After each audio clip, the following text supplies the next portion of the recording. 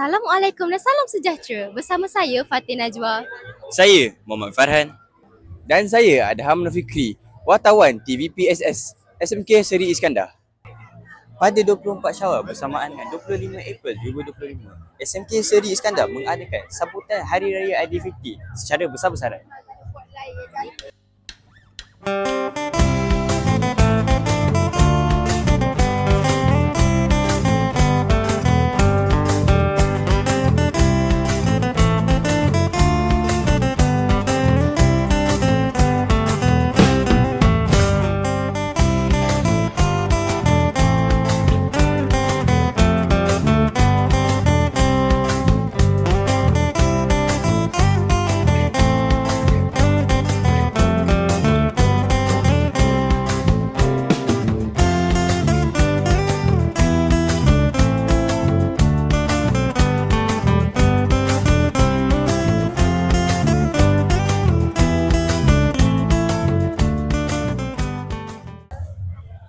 Saya sekarang bersama dengan Tuan Haji Muhammad Saifuddin bin Muhammad Said, Pengetua SMK Seri Iskandar. Assalamualaikum Tuan. Assalamualaikum warahmatullahi Ya, wabarakatuh. boleh tak Tuan ceritakan tentang sambutan Hari Raya kita yang akan jalankan hari ini?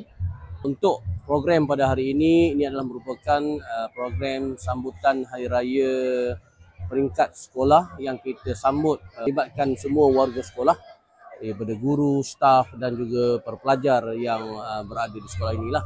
Di samping itu kita jemput daripada ketua jawatan dan juga komuniti setempat mengatur hubungan yang baik kepada sekolah dan program pada hari ini adalah program gabungan bersama semua guru-guru, semua para pelajar dan juga PIBG dengan tujuan untuk menghasilkan satu budaya kerjasama dan juga menghubungkan silaturahim antara semua warga sekolah.